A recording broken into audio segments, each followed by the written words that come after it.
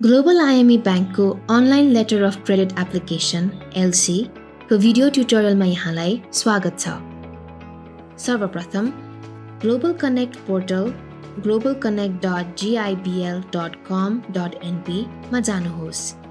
Online LC र bank guarantee BG को लागि कर्पोरेट युजरबाट लगइन गर्न सकिन्छ। कर्पोरेट युजर रेजिस्ट्रेसनको लागि कर्पोरेटमा क्लिक गर्नुहोस्। त्यसपछि कर्पोरेट रेजिस्ट्रेसनमा क्लिक गर्नुहोस्। खुलेको फर्ममा हजुरको कम्पनीको नाम, खाता नम्बर, आधिकारिक मोबाइल नम्बर र इमेल राख्नुहोस्। त्यसपछि अनलाइन एलसी र BG सेवा लिने सम्बन्धी बोर्ड माइनोट र अन्य मागिएको डकुमेन्ट्स अपलोड गर्नुहोस्। अब आफूलाई उपयुक्त शाखा छनौट गर्नुहोस् र सबमिट गर्नुहोस्।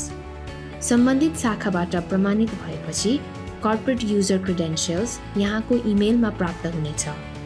उक्त युजर आइडी र पासवर्ड दाखिला गरी पहिलो पटक प्रयोग गर्दा पासवर्ड चेन्ज गर्नुपर्ने हुन्छ र सोही पासवर्ड प्रयोग गरी लगइन गर्न सकिन्छ। त्यसपछि अब यहाँको ड्यासबोर्ड देखिनेछ। नयाँ एलसी इस्युएन्सको लागि एलसी इस्युएन्स बटनमा क्लिक गर्नुहोस्। आफूलाई उपयुक्त शाखा छनौट गरी सबमिट क्लिक गर्नुहोस्। सिस्टमले यहाँको खाता भएको शाखा अटो पपुलेट गर्नेछ। अब एलसी को प्रकार छनौट गर्नुहोस्। एप्लिकेन्ट नेम एन्ड एड्रेसमा तपाईँको कम्पनीको नाम, ठेगाना, प्यान, EXIM कोड आदि दाखिला गर्नुहोस्। स्मरण रहोस्, यहाँ दाखिला गरिएको र प्रोफोमा इन्भोइसमा उल्लेख गरिएको नाम र ठेगाना पूर्ण रूपमा मिल्नुपर्ने हुन्छ। बेनिफिसियरी नेम एन्ड एड्रेसमा हितग्राही लाभार्थीको नाम, ठेगाना, सम्पर्क नम्बर आदि दाखिला गर्नुहोस्। अनि रकम, मुद्रा र टलरेन्स टाइप सेलेक्ट गर्नुपर्ने हुन्छ। बाइ टेलिट्रान्समिसनबाट गर्दा रकम स्विफ्ट मार्फत जान्छ। मुद्राहरू ड्रपडाउन लिस्टबाट सेलेक्ट गर्नुहोस्। इनको टर्म्सको प्रकार छनौट गर्नुहोस् र नेम्ड प्लेस दाखिला गर्नुहोस्। एलसीको भुक्तानी प्रकार अनुसार टेनर छनौट गर्नुहोस्। यदि साइट एलसी बाहेक अरू टेनर/पेमेन्ट टर्म्स भएमा त्यही अनुसार क्लियर एलसी पेमेन्ट टर्म्स भर्नुपर्ने हुन्छ। क्रेडिट एभाइलेबल विथ /नेगोसिएटिङ ब्याङ्कमा लाभार्थीको ब्याङ्क अथवा त्यस देशमा रहेको कुनै ब्याङ्कको नाम भर्नुहोस्। बाईमा नेगोसिएसन देखिनेछ भने ड्रपडाउन लिस्टमा भएका अन्य उपयुक्त शर्त छनौट गर्न सकिनेछ। त्यसपछि सामान ढुवानी हुने ठाउँ, पोर्ट वा एयरपोर्ट छुट्ने ठाउँ, हंसार कार्यालय आदि दाखिला गर्नुहोस्। हंसार कार्यालयको नाम ड्रपडाउन लिस्टमा नभएको खण्डमा अदर छनौट गर्नुहोस् र त्यस सम्बन्धी विवरण दाखिला गर्नुहोस्। लेटेस्ट डेट अफ शिपमेन्टमा कुन दिनसम्ममा सामान ढुवानी भइसक्नुपर्ने हो उल्लेख गर्नुहोस्।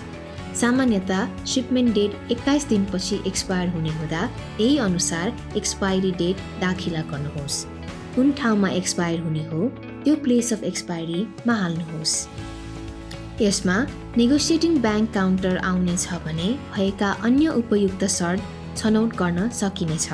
अब टिटी रिइम्बर्समेन्ट, कन्फर्मेसन स्टेटस र ब्याङ्क चार्ज ध्यानपूर्वक छनौट गर्नुहोस्। एलसीको शर्त र प्रयोजन अनुसारको अप्सन छनौट गर्न सकिन्छ। अरू कुनै चार्जको शर्तहरू भएमा अदर छनौट गरी विवरण भर्न सकिन्छ। Description, specification and quality of goods and or सर्भिसेसमा आयात गर्न लागेको सामान एक एक गरेर विवरण दाखिला गर्नुहोस्। इन्भोइस नम्बर, मात्रा, HS कोड, दर जस्ता विवरण दाखिला गर्नुहोस्। रकम कट्टा हुने खाता नम्बरमा सुरुमा हाल्नुभएको नम्बर आफै आउनेछ। आवश्यकता अनुसार यो खाता नम्बर परिवर्तन गर्न सक्नुहुन्छ। सो सामान आयात गर्न चाहिने आवश्यक डकुमेन्ट्स छनौट गर्नुहोस् र विवरण दाखिला गर्नुहोस्।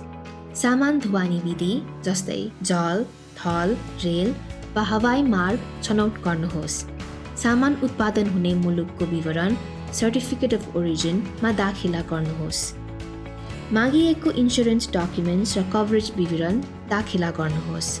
अन्य डकुमेन्ट आवश्यक रहेमा अदर डकुमेन्ट्समा बुदागत रूपमा राख्नुहोस्। एलसीको टर्म्स एन्ड कन्डिसन्स अनुसार डकुमेन्ट्समा क्लिक गरी डकुमेन्ट अपलोड गर्नुपर्ने हुनेछ। ब्याङ्कको स्ट्यान्डर्ड टर्म्स एन्ड कन्डिसन्स बाहेक अन्य कुनै टर्म्स एन्ड कन्डिसन्स भएमा अदर टर्म्स एन्ड कन्डिसन्समा दाखिला गर्नुहोस्। सोही अनुसार पर्फर्मा इन्भोइस र बिबिनी अपलोड गर्नुहोस्। पर्फर्मा इन्भोइसमा हुनुपर्ने आधारभूत कुराको जानकारी नेपाल राष्ट्र ब्याङ्कले जारी गरेको आयात सम्बन्धी व्यवस्था निर्देशनमा उल्लेख गरिएको छ।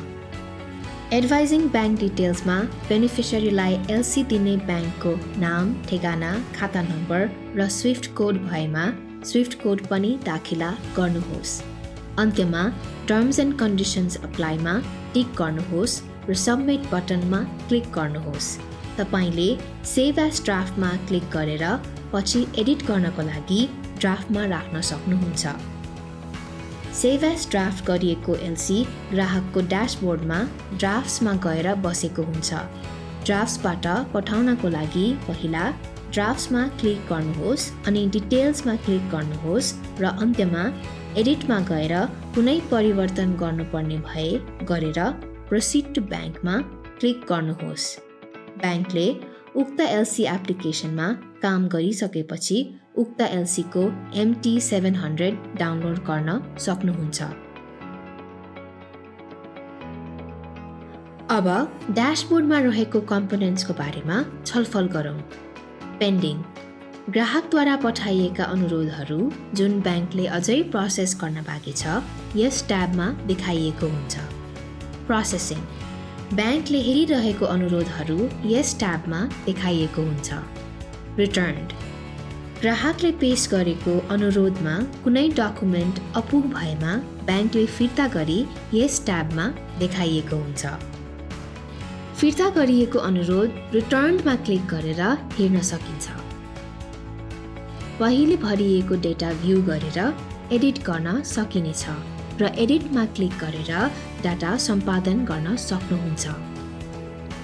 ब्याङ्कले मागेको विवरण र डकुमेन्ट सम्पादन गरेपछि एलसी अनुरोध पेश गर्न सबमिट बटन क्लिक गर्न सक्नुहुन्छ। आवश्यक विवरण सम्पादन गरिएको छ भने तपाईसँग फिर्ता गरिएका एलसी अनुरोधहरूमा रिप्लाई गर्न र आवश्यक फाइल्स अपलोड गर्न सकिनेछ। ड्यासबोर्डको उक्त फ्लोमा गएर तपाईले भर्नुभएको फर्म प्रिन्ट गर्न सक्नुहुन्छ। फ्लोको जुनसुकै चरणमा भए पनि उक्त फर्ममा आधिकारिक सही र छाप हाली पुनः अपलोड गर्न सकिन्छ। दस्तखत र छाप भएको उक्त एलसी एप्लिकेसन अपलोड भएपछि मात्र एलसी ट्रान्समिट हुन्छ। ब्याङ्कले ट्रान्समिट गरेका एलसीहरू कम्प्लिटेडमा देखाइएको हुन्छ। यदि तपाईको एलसी एप्लिकेसनहरू उस्तै प्रकृतिका छन् भने जुनसुकै चरणमा भए पनि रिसबमिट प्रयोग गरेर पहिला भरेको विवरणहरू कपी गर्न सक्नुहुन्छ। आवश्यकता अनुसार थोरै मात्र विवरण फेरबदल गरी पुनः रिक्वेस्ट पठाउन सक्नुहुन्छ। थप जिज्ञासा वा प्रश्नहरू भएमा ग्लोबल आइएमई ब्याङ्कको नजिकको शाखामा सम्पर्क गर्नुहोस्।